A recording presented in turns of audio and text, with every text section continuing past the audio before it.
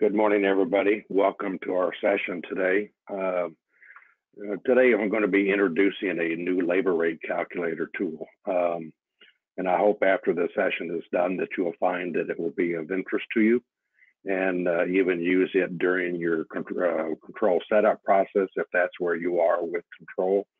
And then even on a periodic basis, after that. I'm going to, come on. What we're going to do today is I'm going to make some introductory comments, and then we'll walk through the tool from an overview standpoint. Then I'll kind of step back a little bit and talk a little bit about just labor rates in general and what you kind of a different perspective that you might want to keep in mind. And then we'll come back to the to the calculator and walk through it in a little bit more detail. And then at that point, I will pause to see if we have some questions. And then we'll come back and look at an example that I've created. So I'm going to flip over to control here. Bear with me because I've got a lot of things that I'm trying to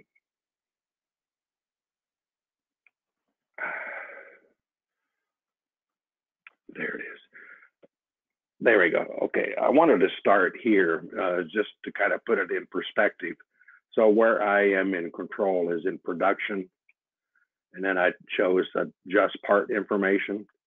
And then down in the left-hand area, I chose view parts by type. And then I chose labor, and then all templates.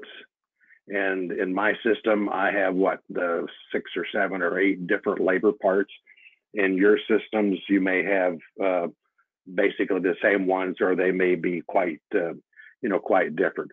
But this is the focus of what we're after, and specifically, we're after what the appropriate hourly rate is that should go into the unit cost field in this UDF.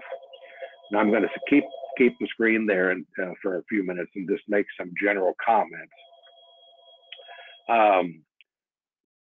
Control is being set up for the first time or has been in use for a period of time. It's important that the control labor rates be estimated as accurately as possible and then reviewed on a regular basis. The control labor rates are based on labor-related expenses, and those expenses include wages paid to production employees, the employer paid taxes and benefits, and then fixed operating expenses. And then from those 3 cost elements, the labor rate can be calculated by just simply the sum of those 3 expenses divided by the productive hours worked in the production area. Now, because of the importance of having accurate estimated labor rates, we encourage you to use the calculator as an aid to you.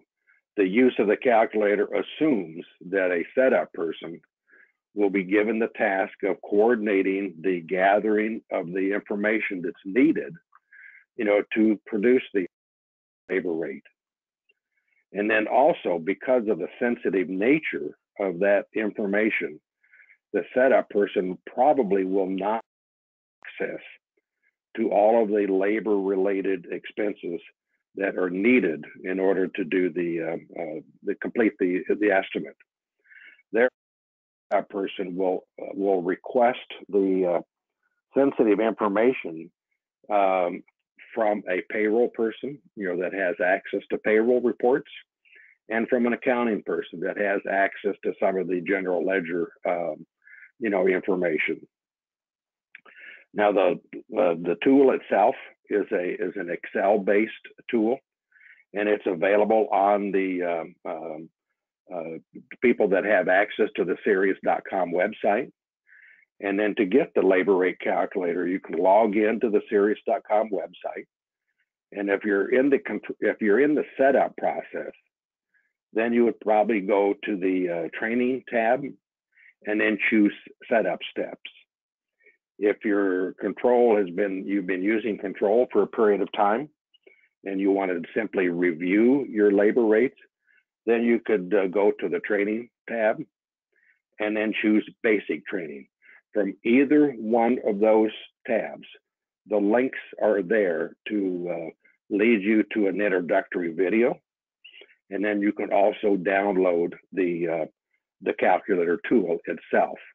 Now, I think I heard from Linda this morning that if you look at the handouts in on the webinar, I think she has posted a lot of the things that we're going to be looking at and talking about today.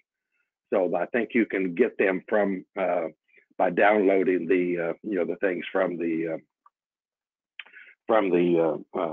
handout section of the GoToWebinar. Now I'm going to change views again, and this is going to look really, really busy. So bear with me as you see.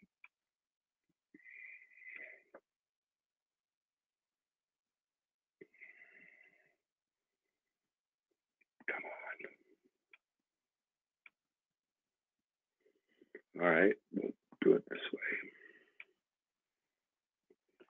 Okay, what you're looking at now and is the tool itself.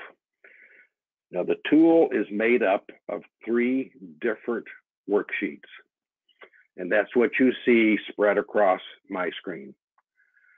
The one over here on the left, we call worksheet A.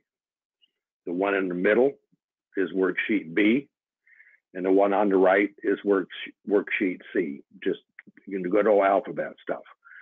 Now, the way the process would work is that the setup person would send worksheet A to a payroll contact, a payroll person that has access to the payroll reports.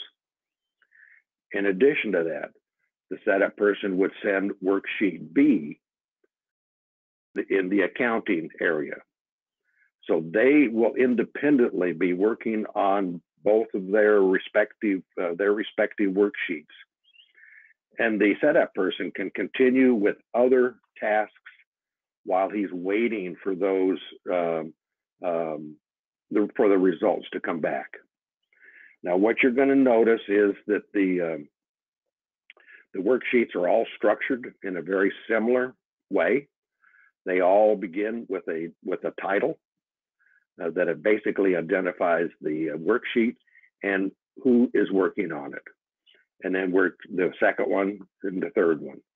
They all contain a section for purpose. And the purpose is simply there to kind of quickly and succinctly identify what the information is that's needed in this particular worksheet. And then the third section that's common to all of them is an instruction section. And the instruction section contains a series of steps, 1, 2, 3, 4, 5, 1, 2, 3, 1, 2, depends on what the worksheet is. And each of those steps very succinctly says what it is that's needed to complete that particular step. And then when you see down at the bottom, beginning and roughly in row 10, where there's a green heading, that is the data entry section for the most part. And the light green colors are fields that need to be entered by, depending on what the worksheet is, whoever that contact person is. And the same thing's true with worksheet B. The green area is what we're looking for in dealing with employer paid taxes and benefits. And then the other piece of that is the expenses that are related to the fixed operating costs. Now the concept is, because of the data sensitivity on both of these, if we scroll down to the end on both A and B, so these two people are entering their data and just trucking along, okay? Same thing's true with worksheet B. And as that information is being entered in those green areas on the worksheet A, the information here is being calculated. Then after all that entry is done, you're going to see a total in this blue row. And those are the results that will be sent back, so to speak, to the setup person that requested the data in the first place. Similarly, for B stuff, the person, they'll be entering the employer paid expenses in these 4 areas.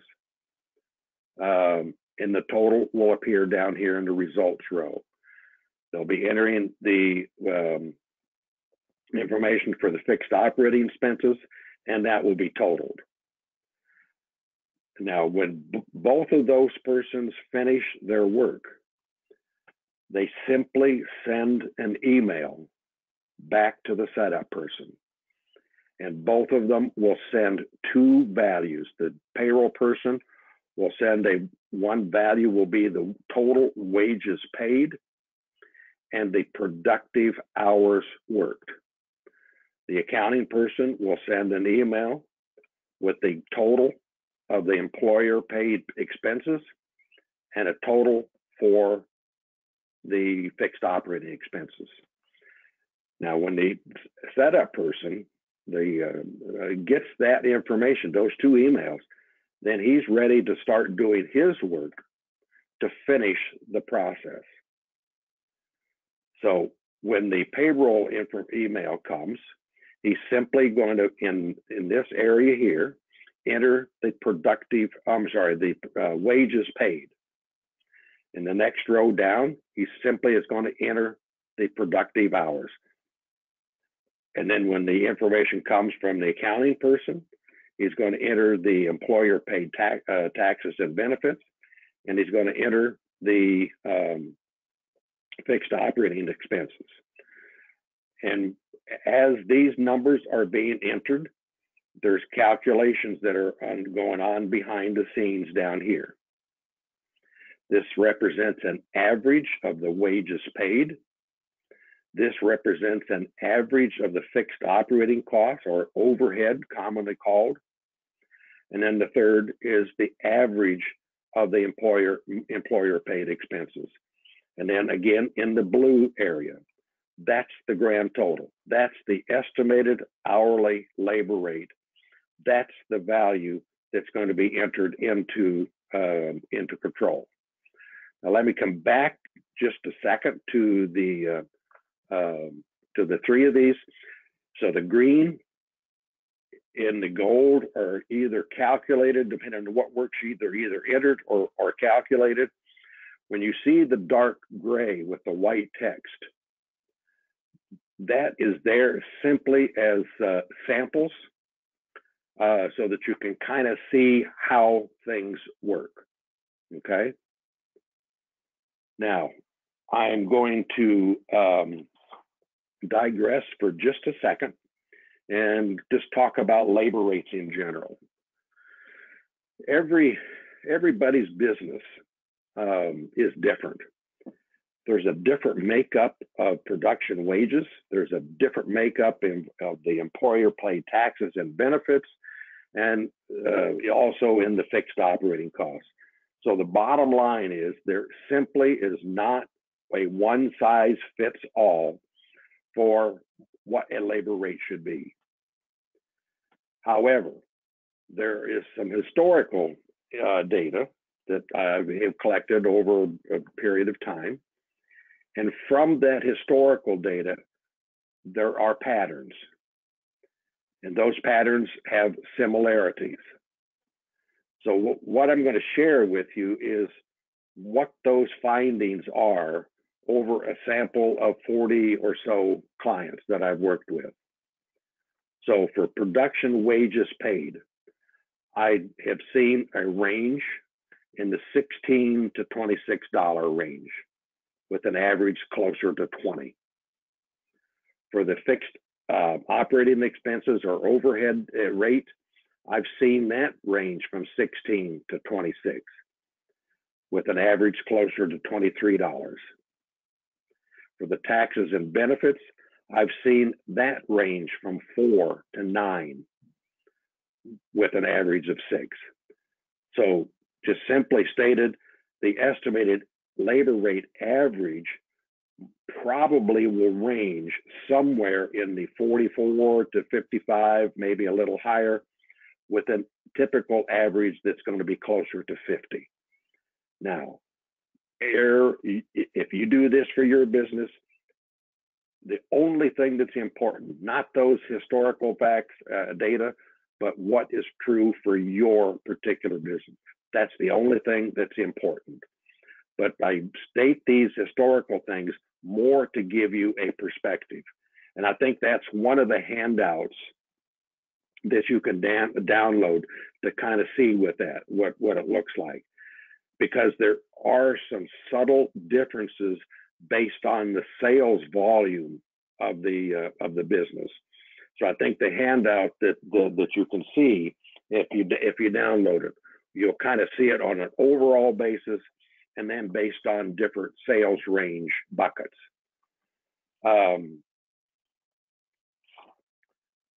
Let's pause here to see if we have any questions, and if not, I'm going to continue on, and I'm going to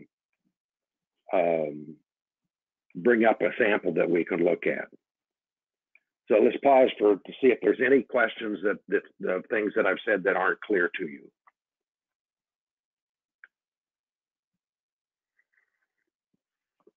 No questions. Everybody's quiet today. Okay, this is a sample that I've done.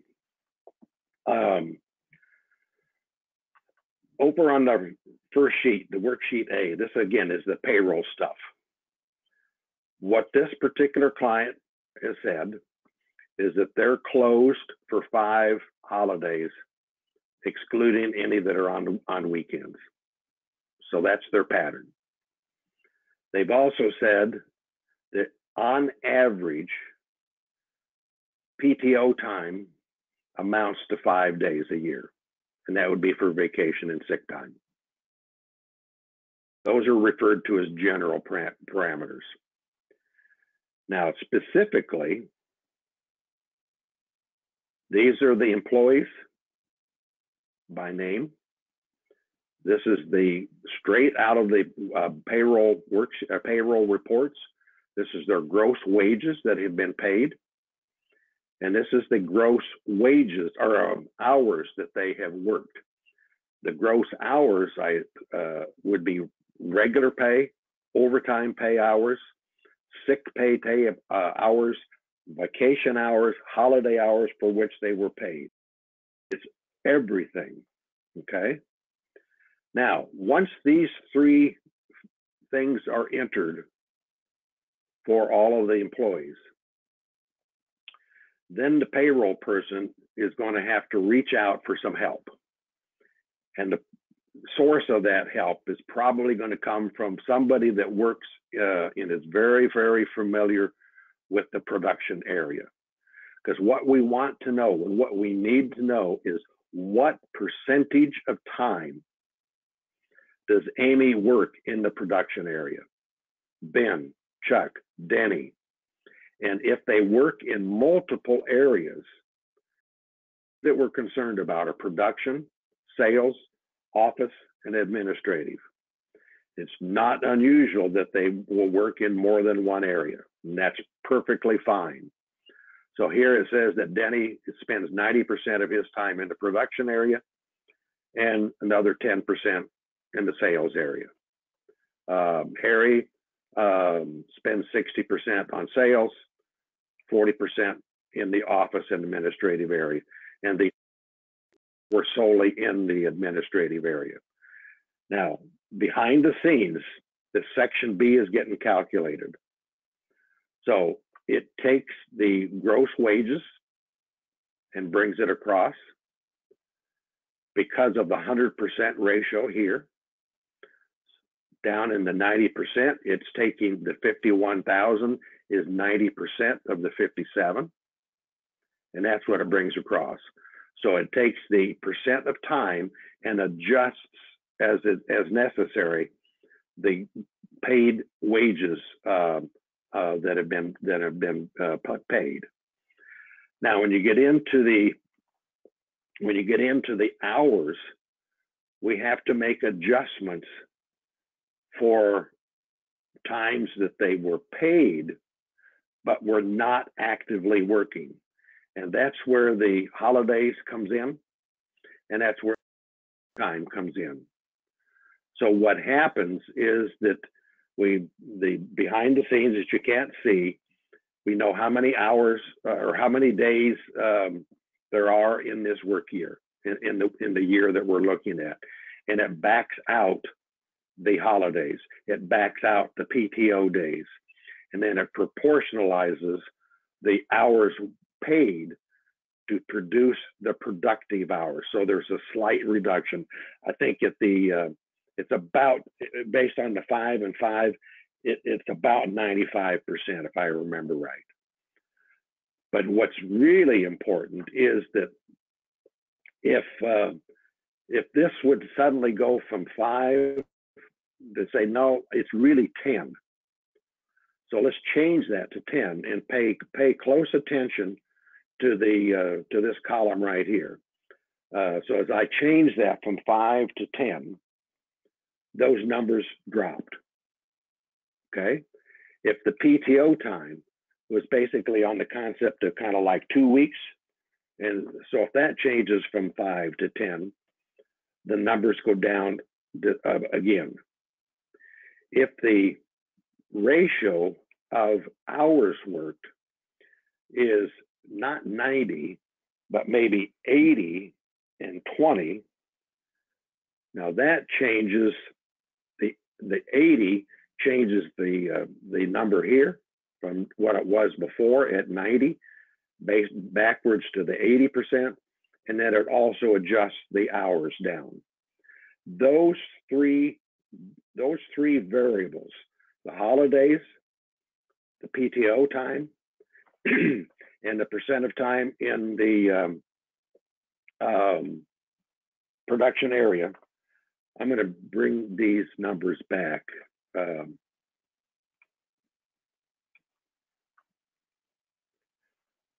Because I want to be able to illustrate it going across, and I'm going to bring this back to 90.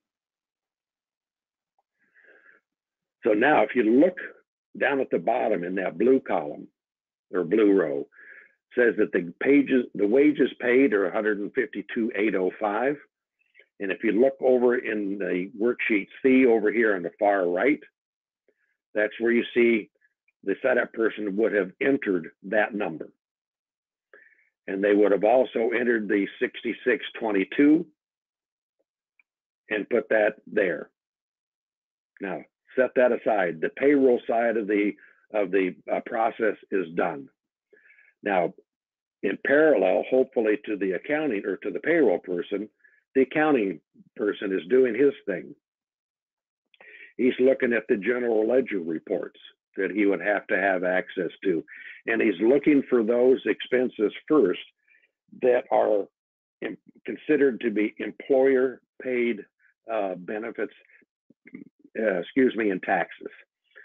Now, if you look in the small print here, it kind of gives a hint of some of the things that we're looking for that would make up payroll taxes, your FICA, your Medicaid, your workers' comp, and then any other benefits that are employer or taxes that are employer paid. So that's 26,906 for this particular client. Benefits, insurance, life insurance, health insurance, dental insurance, disability, IRAs, whatever is included in the benefits package is what this number is. Again, it gives a hint of what's in there. This is probably not going to be very common, but it would be if they're using an outside payroll service and there's a fee for producing the payroll, that's what this number was intended to cover. And then just miscellaneous other stuff with some kind of clues of what that might be, uniforms and other things. The grand total is calculated at the bottom. That's 46.9. So the accounting person continues his work. Now he's going to focus on section B. Section B is those expenses that tend to be relatively stable, meaning simply that they don't significantly increase as a percent of sales as the business grows. They'll stay somewhat on the basically flat rate. Your sales and marketing, more information about what we're looking for, dues, travel, and meals, occupancy, which is rent, utilities, insurance, janitorial stuff, and property taxes, administrative, business insurance, miscellaneous expenses. And then occasionally we'll see where there's miscellaneous income, and in the context of control, that would be income that didn't flow through control. And notice that it's in red because it has to be entered here as a negative expense. So that all gets totaled to the 195.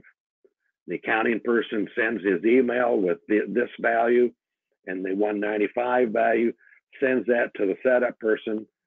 He enters his two numbers there, one there and one there. Now the data entry is done by everyone. It's completed. Now it comes down to what are the results. It says that the average production wages paid for this particular client was 23 bucks an hour. Overhead was closer to 30. Employer paid taxes and benefits was 7. You know, based on my insight into the historical view, this is somewhat on the high side. So one might get alarmed with that, but you can't be, simply because I know where this particular client is, and he's in an area where wages are just higher. So you can't just rely on averages across a spectrum and say, well, that sounds good, that's what I want to use. You have to use your numbers.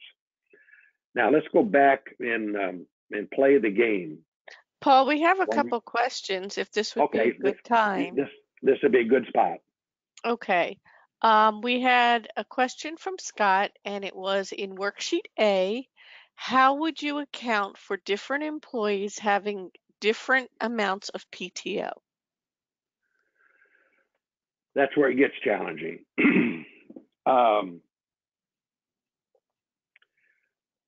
Quite frankly, we don't, and I don't have an easy, I've thought about that many, many, many times.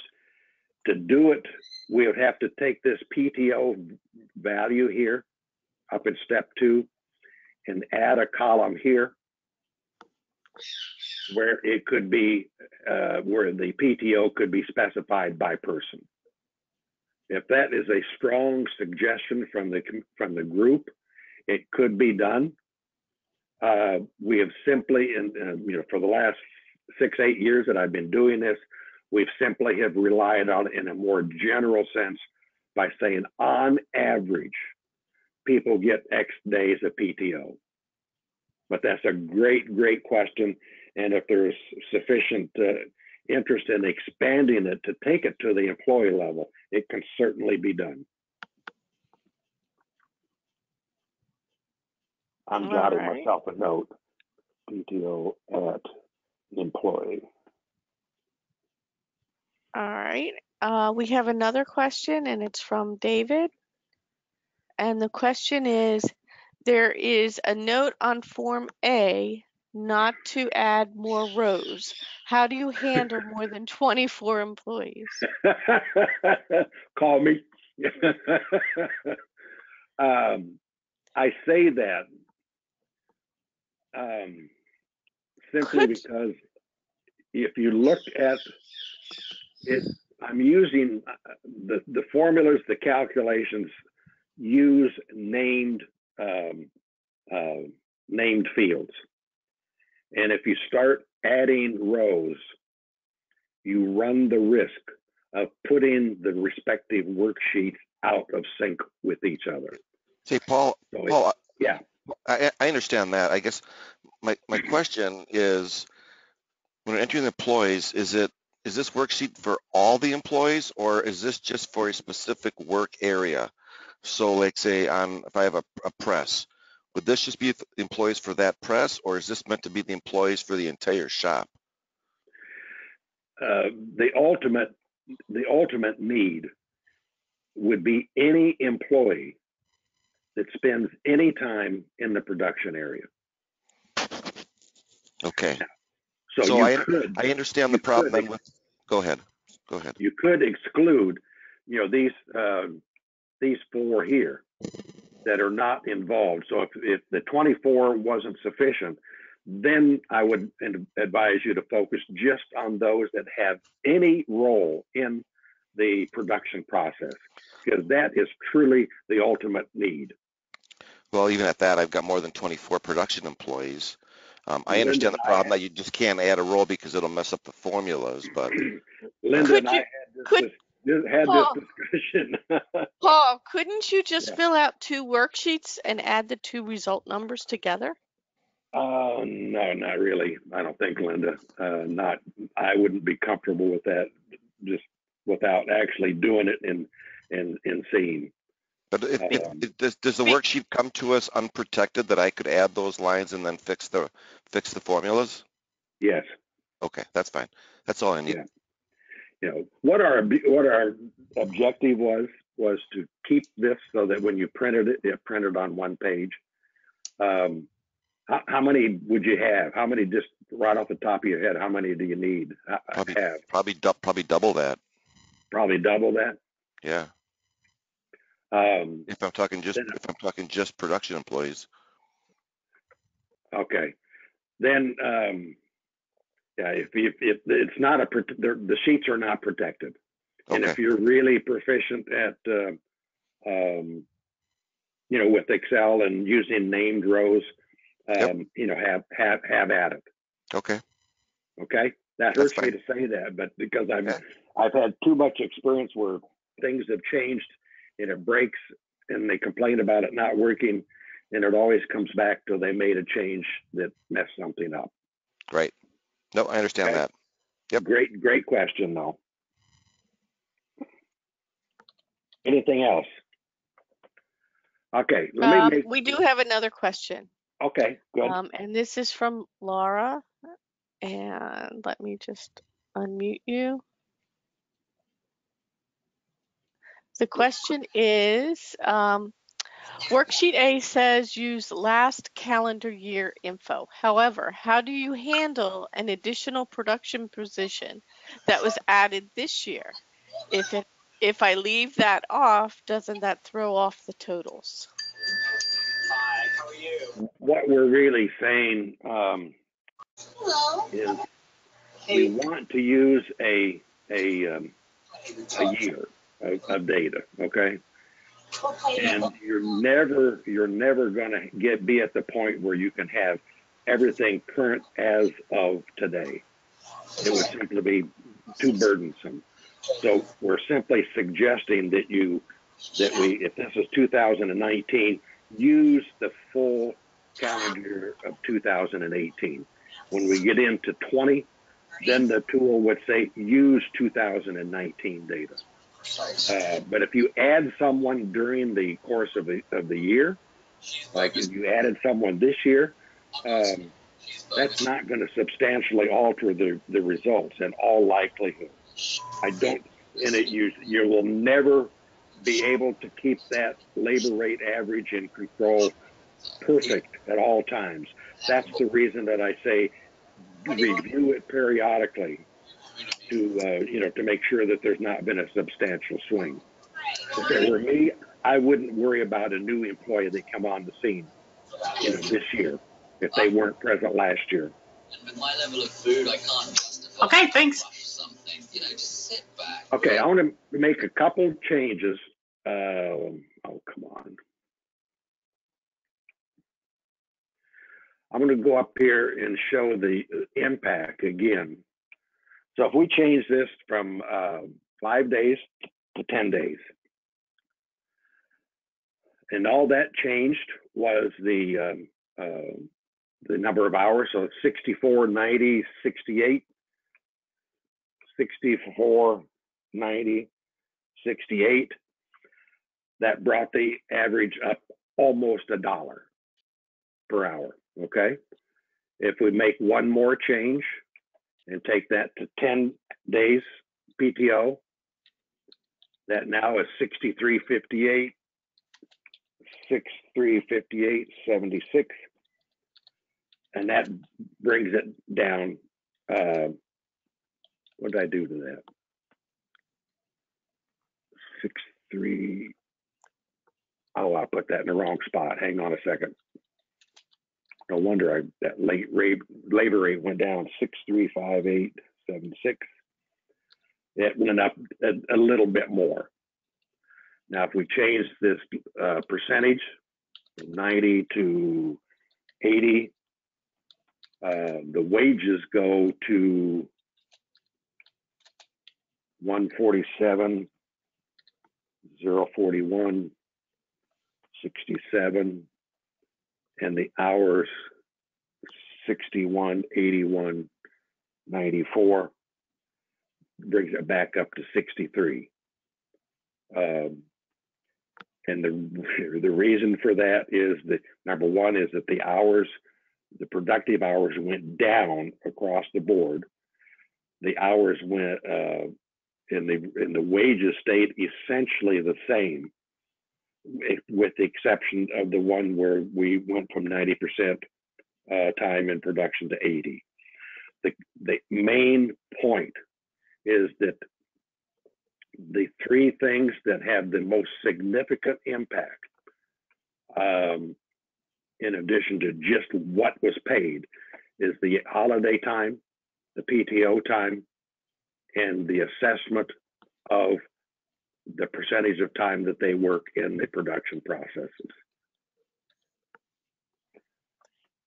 That covers what I wanted to cover, and I would welcome any additional questions, comments that anybody would care to, to share. Again, I think Linda has all three of these tools, spreadsheets on the website for handout stuff. This is being recorded, so the video will be, the recording will be available to you. And I think she has the historical stuff out there as well. Well, I will have it. I won't have it until this afternoon. Okay. But it will be on the website. You do have access on the handouts on this webinar panel on GoToWebinar. Paul, one thing that was pointed out on worksheet A, the bottom right results, the hours has a $sign there. We need to take that off. Well, that was intentional to see if anybody was paying attention. There you go. We have very observant attendees. That looks better. Thank you. All right. Anything else? On Thursday, we're going to be reviewing a similar tool, but its objective is calculating the hourly rate for your equipment. So it's referred to as an equipment calculator. And the good news is that it only involves one worksheet, and we don't have to cross multiple boundaries because of confidential information. Initially, the first iteration of this labor thing included the people and these other expenses, and we decided that that's not really in anybody's best interest, to have that information be visible. So we deliberately separated them so that the setup person that's this basically just coordinating things, they don't need to know anything specific about wages or hours or their employer expenses, just totals. Anything else? No other questions. I hate that this has worked out nicely for me because I have to go to a funeral here that I was going to miss. Oh wait, we have a question. Okay, go ahead. I'm gonna unmute you, David. 1 second. Okay. Okay. So this was basically used to determine the labor cost, correct? Mm-hmm. Yeah. And we'll go over the equipment cost on Thursday. But so in this situation, you've come up with a average labor cost of whatever was $63 an hour. Yes. On the original screen in control, you've got the different labor. You've got print labor, you've got finishing labor, you've got whatever each company has. They might have 4 different labor parts, or they might have 15, whatever it is. It doesn't make sense though to have each one of them be the same labor rate, to me anyway. I guess what I'm wondering here is, would I be better off if we look just at the print labor, enter the employees that are specifically used in the press area to determine that labor rate? Because the labor rate for print is going to be different than the labor rate for labor. Now, I realize that if you put it all in there, it's going to average everything together, but then it's going to kind of skew your results from your cost and put more labor in one area when it really is in a different area. Does that make sense? Yes, it is one that I have struggled with a long time. The reality, David, most of the clients that I have worked with have not been large, not even close Sure. to your size of operation. Sure. You got 3 or 4. Yeah, I get that. To do where they had maybe just a half a dozen or even a dozen people, it simply simplified the effort to determine a labor rate, basing it on averages. Okay. Because people worked in multiple of all these labor parts, maybe with the exception of installation. They crossed all kinds of barriers. Right. So average made sense. Okay. I can truly see in an extremely large shop where you do dedicate people to a certain and specific area, that averages may not be the most desirable. Okay. I agree with you 100%. But I think your approach to maybe how to address that would be to use the calculator tool more based on the context of a 1 or 2 labor parts and work with the employees that are involved in that. Right. And then use that average for that particular part. Got it. Yep, that makes sense. Does that make sense to you? Yeah, that's what I was kind of thinking. Then I wouldn't need more lines necessarily, because I'm not going to have 48 people in one area. So yeah, that's I think is what I would guide you to. The other thing is getting back to more.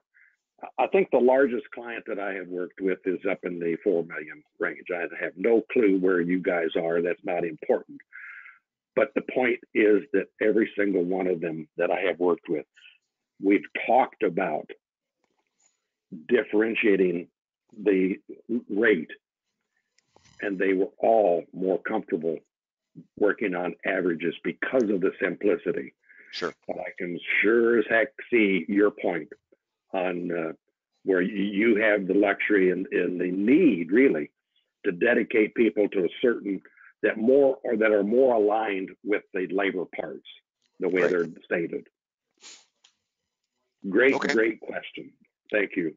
Great, thank you. Anything else? I would appreciate if you guys were to do the survey at the end of the session, just to let Linda and myself know if we've if you think that we provided an effective tool.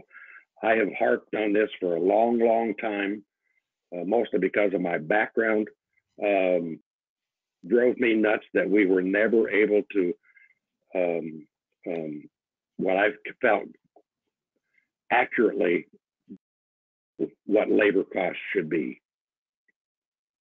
So let us know what you think. I would greatly appreciate that. One last thing, if you want to send us, if you have any questions, come on. If you want to, if you have questions or you need help or offer suggestions like we were just talking about, this is how you can get, get a hold of me via email, or simply reach out to the Serious Consulting Department, for help. And just as an added note, these worksheets will be put up on the website on the basic training page later today. Thank you, everybody, for joining us. I hope this has been helpful to everyone. All right. Thank you. Thanks, Paul. Take care.